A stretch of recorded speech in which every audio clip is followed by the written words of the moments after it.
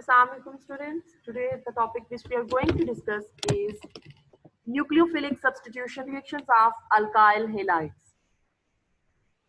Alkyl halides are represented by R, X. R is alkyl and X is halogens. There are two types of nucleophilic substitution reactions. Substitution nucleophilic bimolecular and substitution nucleophilic unimolecular. Substitution nucleophilic bimolecular reaction is represented by SN2, while substitution nucleophilic unimolecular reaction is represented by SN1.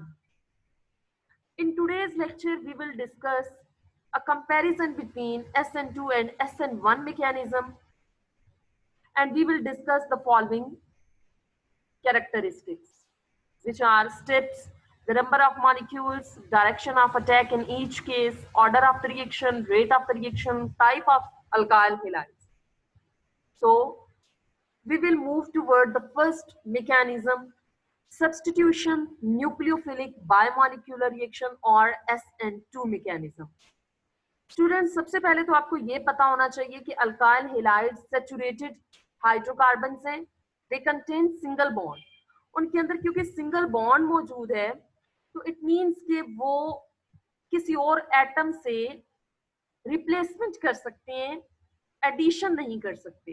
किसके साथ replacement कर सकते हैं? Nucleophile के साथ, एक ऐसी species के साथ जो कि इलेक्ट्रॉन रिच स्पीशी हो. सो मूव करते हैं हम SN2 के मैकेनिज्म की तरफ. साथ साथ में आपको कैरेक्टरिस्टिक्स भी बताऊंगी. SN2 मैकेनिज्म वो अल्काइल हैलाइड फॉलो करते हैं जिन पे अल्फा कार्बन डायरेक्टली एक कार्बन या किसी भी कार्बन के साथ अटैच्ड ना हो. मींस टू से primary alkyl halide undergo this type of reaction.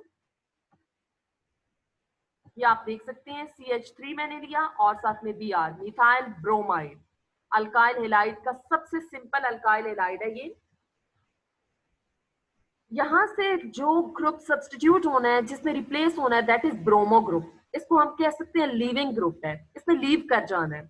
और जो अटैक करने वाला है उसको हम कहेंगे nucleophile. You can observe nucleophile का अटैक मैंने बिल्कुल ऑपोजिट साइड से किया. जिस साइड से लिविंग ग्रुप ने लीव करना है, न्यूक्लियोफाइल उसकी ऑपोजिट साइड से अटैक कर रहा है. न्यूक्लियोफाइल के suppose having negative charge, it can also be having lone pair और रेडिकल और odd number of electrons. Actually ये इलेक्ट्रॉन रिच स्पीशीज होती हैं. न्यूक्लियोफाइल ने किसके ऊपर अटैक करना है? इलेक्ट्रोफिलिक सेंटर के ऊपर. ये पूरे का पूरा जो अल्काइल हैलाइड था ये आपके पास सबस्ट्रेट था. इस सबस्ट्रेट में जो सेंट्रल कार्बन है, it is acting as electrophilic centre. Nucleophile ने इस सेंट्रल कार्बन के ऊपर अटैक किया. अटैक करने का यही मतलब है कि nucleophile wants to make bond with this carbon, but you can see that carbon ने पहले ही अपनी वैलेंसी सेटिस्फाइड की हुई है. कार्बन हमेशा 4 बॉन्ड्स बनाता है और ऑलरेडी इसके 4 बॉन्ड्स मौजूद हैं. इट मींस के यहाँ पे ब्रोमो ग्रुप को अभी लीव कर जाना है. इसी स्टेप में आपके पास क्या होता है? ये सिंगल स्टेप में सारा प्रोसेस हो रहा होता है. 3 हाइड्रोजन्स तो मौजूद हैं ऑलरेडी. इनके साथ तो ना तो अटैक हुआ है और ना ही इन्होंने लीव करके जाना है, ये एज इट इज मौजूद है.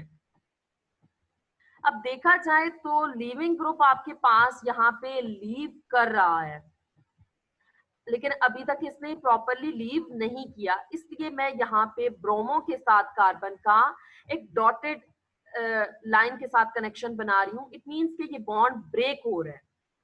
और सेम टाइम पे ये बॉन्ड ब्रेक क्यों हुआ था? क्योंकि एट अ टाइम न्यूक्लियोफाइल ने कार्बन के साथ बॉन्ड बनाना था. कार्बन के साथ बॉन्ड की फॉर्मेशन है. You can see that, you can observe that bond formation as well as bond breaking is occurring simultaneously. Single step में दोनों प्रोसेसेस हो रही हैं, लेकिन कोई भी प्रोसेस इन दोनों में से कंप्लीट नहीं है. यहाँ पे कार्बन की अगर हम हाइब्रिडाइजेशन को देखें तो ये प्रॉपर्ली sp2 है, जबकि पहले स्टेट पे ये sp3 था. सिंगल बॉन्ड थे सारे. यहाँ पे कार्बन की वैलेंसी 3 है, ना प्रॉपर 5 है, क्योंकि बॉन्ड ब्रेक भी हो रहा है, नए बॉन्ड की फॉर्मेशन भी हो रही है. इसलिए हम कह सकते हैं कि यहाँ पे इसकी वैलेंसी सेटिस्फाइड नहीं है. इसको यहाँ पे फाइनल स्टेट में कन्वर्ट होना है। तो फाइनल स्टेट इसकी क्या होती है आपके पास, यहाँ पे आप देखें ब्रोमो ग्रुप यहाँ से लीव कर जाता है, डिटैच हो जाता है। लीविंग ग्रुप लीव कर गया, उसको मैं लिख देती हूँ Br नेगेटिव की फॉर्म में सेपरेट करके। पीछे आपके पास क्या रह चुका है, कार्बन के साथ 3 हाइड्रोजन और एक न्यूक्लियोफाइल। तो वो 3 हाइड्रोजन अपनी अरेंजमेंट कुछ चेंज कर लेते हैं। ये आपके पास आप देख सकते हैं कि स्टार्टिंग जो रिएक्टेंट्स थे उसकी निस्बत अब कॉन्फ़िगरेशन या अरेंजमेंट टोटली चेंज हो चुकी है। लिविंग ग्रुप जिस साइड से लीव करता है, हाइड्रोजन सारे के सारे उस साइड पर आ चुके हैं। इट मींस के मॉलिक्यूल की ज्योमेट्री टोटली चेंज हो चुकी है, उलट चुकी है। और इस किस्म की कॉन्फ़िगरेशन को हम कहते हैं inversion of configuration. SN2 mechanism के केस में 100% इन्वर्जन हो जाती है, कॉन्फ़िगरेशन मॉलिक्यूल की बिल्कुल उलट जाती है। और ये था आपके पास बहुत ही आसान सा SN2 मैकेनिज्म। एक बार इसको रिकॉल करते हैं, हमने किया क्या। सबसे पहले आपने एक सबस्ट्रेट लिया, your substrate must be primary alkyl halide. Primary alkyl halide पे जो भी लीविंग ग्रुप था उसकी बिल्कुल बैक साइड से अटैक हुआ। न्यूक्लियोफाइल ने किस चीज के ऊपर अटैक किया, इस सबस्ट्रेट में मौजूद इलेक्ट्रोफिलिक सेंटर के ऊपर, कार्बन के ऊपर। अटैक करने का मतलब था nucleophile wants to make bond.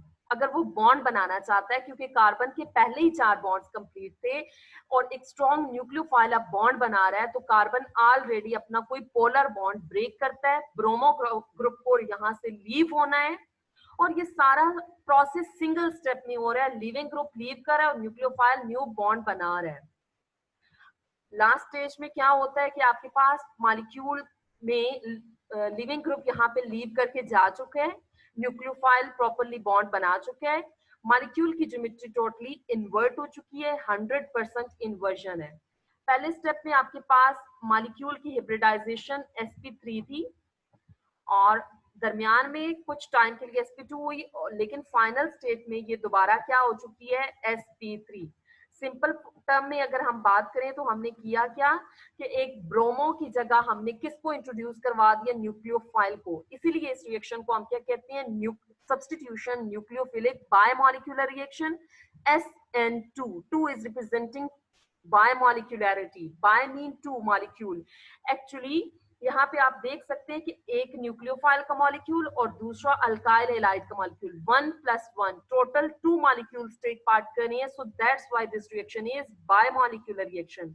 और ये कितने स्टेप्स में हुआ है, बिल्कुल सिंगल स्टेप में हुआ है। कौन सा अल्काइल हैलाइड इन रिएक्शंस को फॉलो करता है, primary alkyl halide. Moving toward the second category, second mechanism, that is substitution nucleophilic unimolecular reaction। Represent करते हैं हम इसको SN1 से। सबसे पहली चीज, दिस इज 2 स्टेप मैकेनिज्म और इसमें कौन सा अल्काइल हैलाइड हम लेते हैं, टर्शरी अल्काइल हैलाइड। SN2 के केस में हमने प्राइमरी अल्काइल हैलाइड लिया, जबकि इस केस में हमने टर्शरी अल्काइल हैलाइड लेना है। टर्शरी अल्काइल हैलाइड बता दूं कि कौन से अल्काइल हैलाइड होते हैं। ब्रोमो ग्रुप आपके पास फंक्शनल ग्रुप है, फंक्शनल ग्रुप जिस कार्बन के साथ डायरेक्टली अटैच्ड होता है, this is called alpha carbon. When alpha carbon is directly attached to 3 more carbons, this is called tertiary alkyl halide। इसका दूसरा नाम आपके पास टर्शरी ब्यूटाइल है। Okay, in the presence of polar solvent, इस mechanism में solvent की भी involvement होती है। In the presence of polar solvent, और ये पहला स्टेप है आपके पास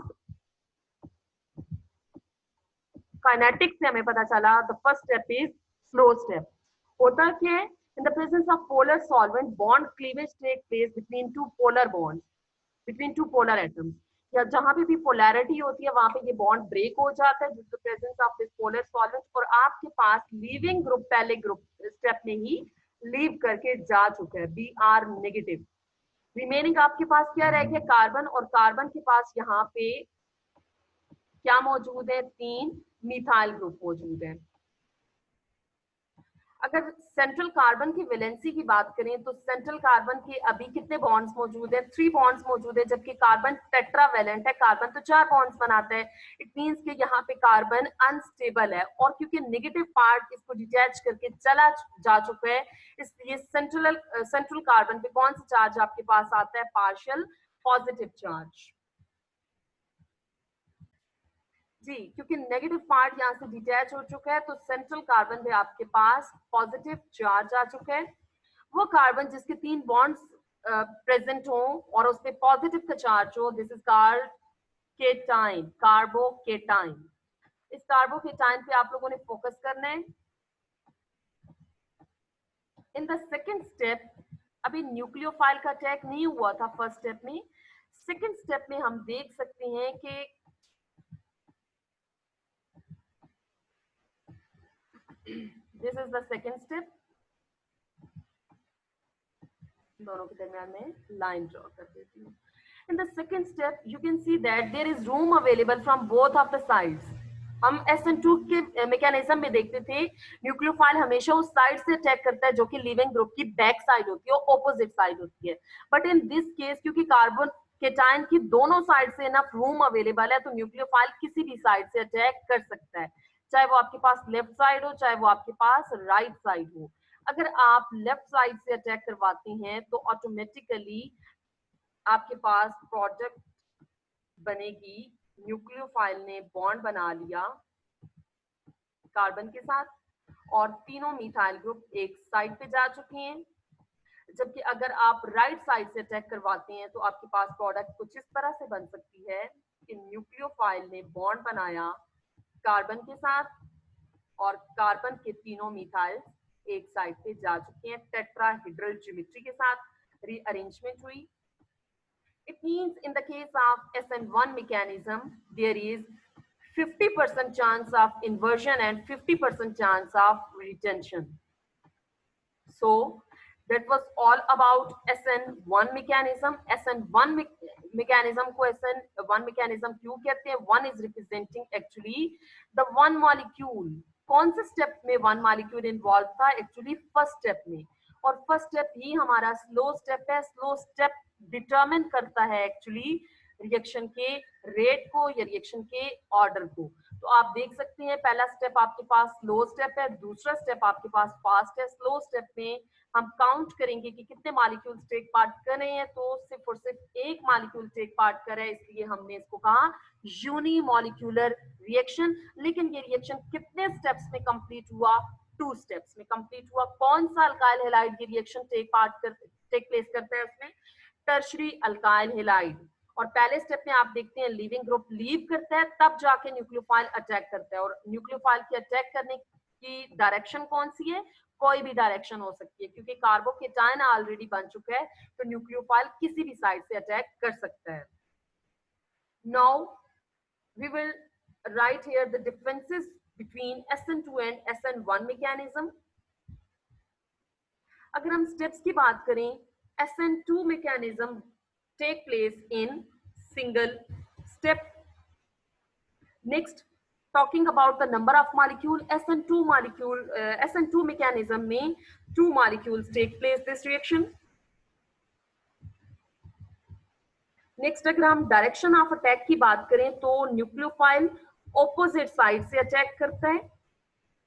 अगर हम ऑर्डर की बात करें तो क्योंकि न्यूक्लियोफाइल और अल्काइल हैलाइड 2 मॉलिक्यूल्स थे, तो इट मींस रिएक्शन का ऑर्डर आपके पास सेकंड ऑर्डर है। और अगर हम रेट की बात करें तो रेट रिएक्शन का किस चीज पे डिपेंड कर रहा था? दोनों पे, न्यूक्लियोफाइल पे भी और अल्काइल हैलाइड पे। दोनों के नंबर ऑफ मॉलिक्यूल्स या दोनों की कॉन्सेंट्रेशन पे डिपेंड कर रहा था। And then last one is what is the type of alkyl halide which undergo this type of reaction. तो कौन से अल्काइल हैलाइड थे SN2 के केस में? Primary alkyl halide undergo this reaction. Last एक और लिख लेते हैं हम, जहां पे SN2 मैकेनिज्म के केस में 100% inversion take place, 100% inversion take place. That was all about SN2 mechanism. Next move करते हैं हम SN1 की तरफ। तो SN1 में क्या होता है आपके पास? SN1 mechanism take place in 2 steps.